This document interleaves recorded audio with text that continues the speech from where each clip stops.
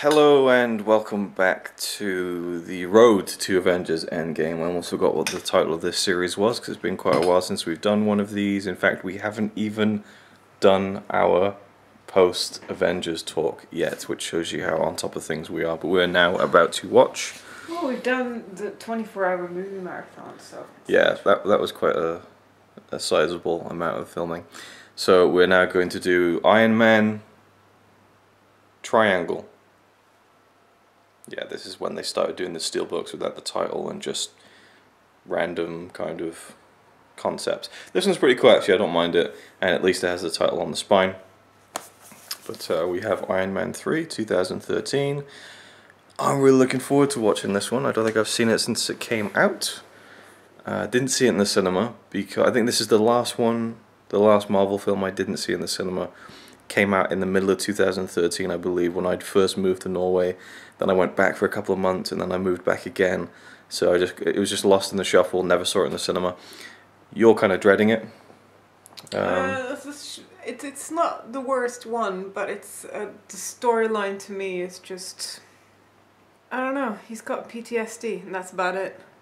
It's about him getting back on track, which I guess is fair enough, but it's.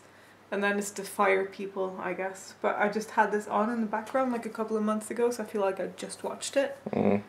So I'm not that excited about it. Plus, Iron Man really is my favourite character. I like him in the Avengers, but as alone movies, it's really not.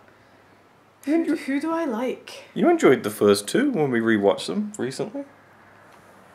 Yeah, I enjoyed them. They're enjoyable. It's just not my favourite. Okay. And with that, let's check out Iron Man 3 and get it out of the way, as Connie said. I'm quite looking forward to it. I remember people were really pissed off about the Mandarin twist. I remember loving it and thinking it's hilarious. Mandarin twist? Yeah, where they have Ben Kingsley playing the Mandarin, then halfway through the movie he's an actor portraying the Mandarin in the movie, you know, like he's just like some washed up British kind of actor or whatever. And yeah. I just thought that was hilarious. I was thinking Mandarin, isn't that like a Chinese language? Yeah, and apparently the character is Chinese, maybe? I'm not too sure actually. I have no knowledge of the comic book backstory, but I found it funny. I could understand why the fans were pissed off because they did like a double switch. Let's check it out.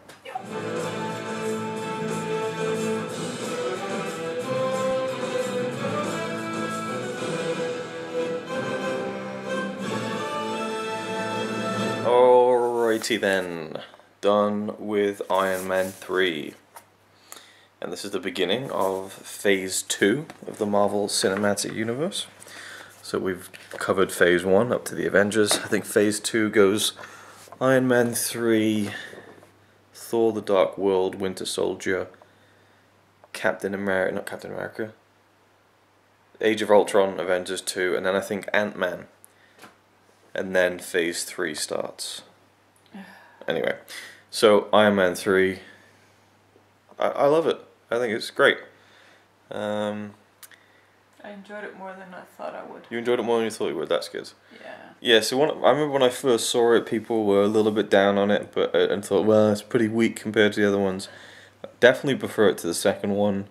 I think the first one's probably the best one, but then I like the villain more in this one. As great as Jeff Bridges is, and I don't think Guy Pearce gives a particularly amazing performance in this, but just as a villain, he's a bit more interesting, with a bit more backstory that's actually explored, and I love the whole Mandarin thing. It's just funny to me. You know, again, I understand, I said before, how fans of the comic who maybe wanted to see the Mandarin done in full were pissed off that they kind of treated it as a punchline, but I just thought that was just different. I mean, they built this movie and the trailers around the Mandarin being the villain. So it was a real pull the rug out of, you know... Well, you said he's the Mandarin, so...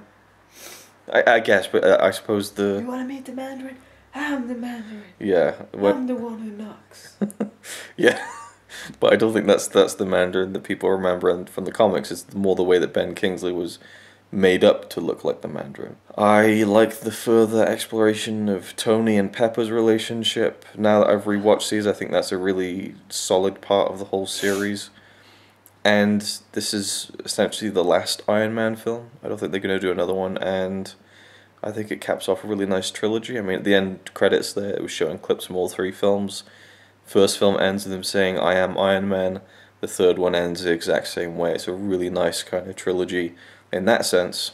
Obviously, he goes on to be a huge part of the future installments of the series. Yeah, I like it. You kind of you groan at like the oh yeah post traumatic stress and everything, but I like that these films are never going to have too much realism in them, even though it's set in the real world, and they try to dance that line of, you know, making us feel like this could happen in our world in present day and so on and so forth. But it would be realistic if this Tony Stark was a real person and he did what he did in the Avengers and he went into another, not to mention, but he went through a wormhole into another part of the galaxy and almost died and fought aliens, that he would go through some pretty severe... I mean, if it was realistic, he probably would be a gibbering mess for the rest of his life. But obviously, you know, we need him to be an actual character.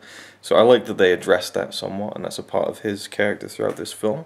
I really like the young kid that he comes across. Great. He's really good, like natural. Something else. Yeah, I think that he either got more movies after this, or he'd already done something. That's probably why they picked him. But he's really natural. His chemistry with Robert Downey Jr. is really good. They're great together. They're really good. So funny. That made his snarkiness funnier than usual, I think. Yeah, I think this is a really funny one without it being overbearing. You know, really funny moments in this film. And yeah, like I said, I like Guy Pearce. This is probably my favorite Happy Hogan, you know, movie. Like, he isn't in it much, but he's in it for a little bit in the beginning, and I just found him really funny in this one. The other films, he's just kind of there for me, you know. He's like, yeah, okay. Oh, he's in it a lot in Spider-Man. He is, yeah, but I just... That's when I noticed him the most. Yeah, I think maybe he has an even bigger role in that, but regardless, I really liked him in this. And well, something happens to him which makes you kind of like feel sorry for him too. Well, not even that. I think it's just the whole thing with him being head of security and he's like always pointing to. I know. I just found him funny in the film to a point where I actually think of him when I think back on the film. The other two films, he's just kind of there. I don't know. Yeah, I have to struggle to remember what he does in the other ones, other than just like being Iron Man's guy. Yeah, which he doesn't really need anymore anyway. I liked the introduction of the remote Iron Man, where he can now control it without being there. They play around with that a few times. Having his house destroyed is like an interesting, you know, he's kind of starting with nothing. Well, not starting with nothing, but you know, he gets most of his kind of gear taken away from him. He's like out in the middle of nowhere. He's way off and in a small town, and has to kind of really use his wits to almost like the first film, not quite as bad as him being in a cave, you know, in a terrorist camp, but regardless, you know, he has to kind of figure out a way to get out of there and kind of also investigate the whole case with the extremist stuff, which is kind of cool, you know. It gives the villains a bit more of a visual look, I guess, with all the fire and stuff, and I love the ending with all the different suits. Just a really fun action sequence, I think. Lots of really cool stuff going on. I love the bit when Rhodes and Stark are up in the cranes in the kind of shipyard. They're getting shot at, and Tony's like, "Let me go look and see what's up there." He pokes his head down, pokes his head up and pulls it back down, and he's like, "What'd you see?" "Nothing. Too fast." Just little gags like that I find really entertaining. Yeah, it's getting funnier, I feel, and the right kind of funny. Yes, the right kind of funny. Yeah, like Thor Ragnarok had so many great funny moments. It's the timing of the funny mess. Yeah. It has gotten better. It's not too much like certain other Marvel movies, and yeah, it makes it more entertaining. A little lighter with all the time and other stuff. Yeah, I also really enjoyed the sequence when the Air Force One gets attacked and he has to kind of save 13 people who are currently falling through the sky, you know, thousands of feet up in the air.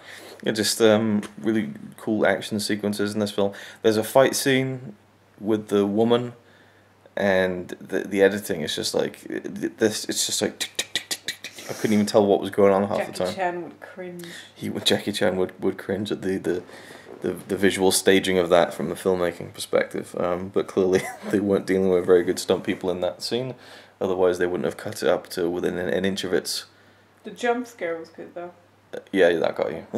Yeah, because I forgot. Yeah, I don't think it's a particularly great film. I think it's a really good superhero movie, but I just personally really enjoy it for, just personal preference, I think, really. Again, maybe the first Iron Man is a better film overall, like he has a better arc and everything. I wish they would go into how he fixes pots.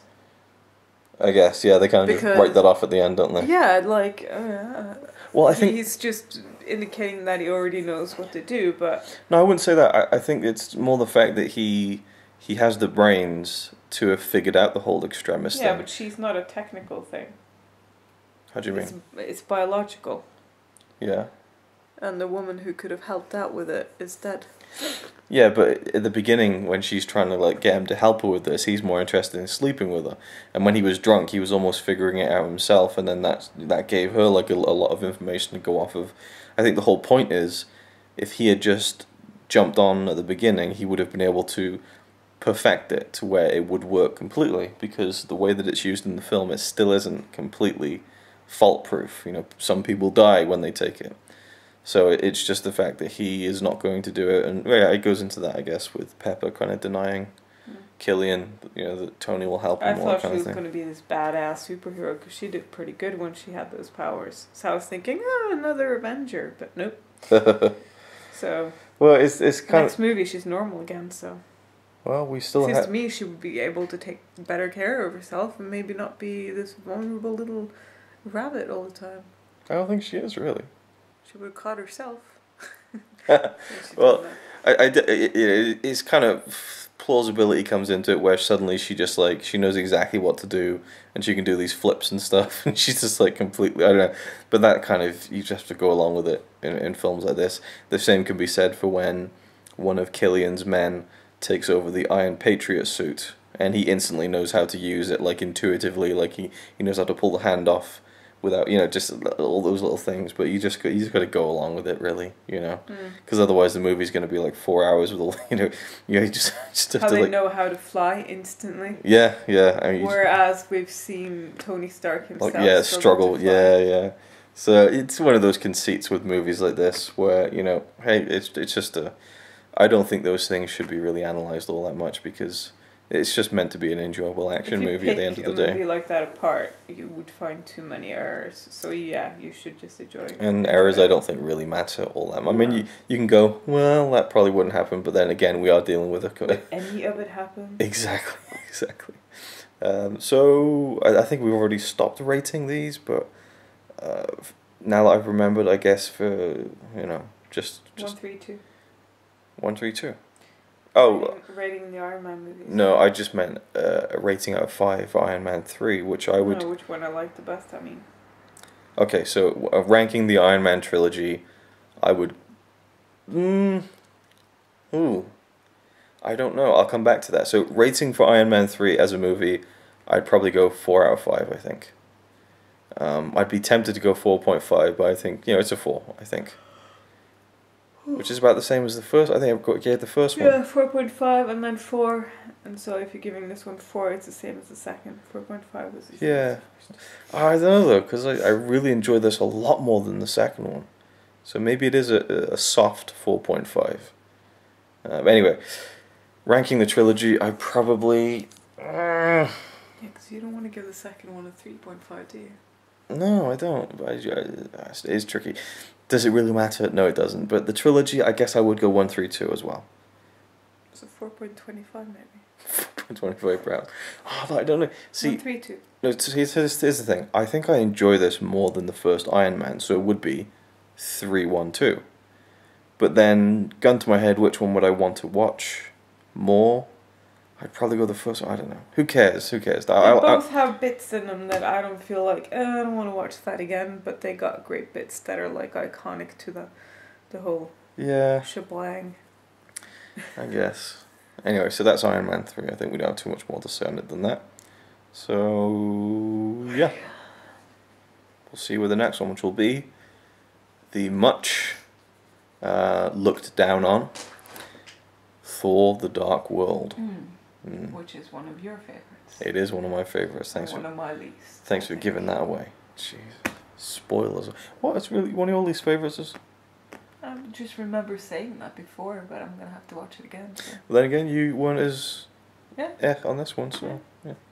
Alright, so there we go. Thanks for watching, and we'll see you in the next one.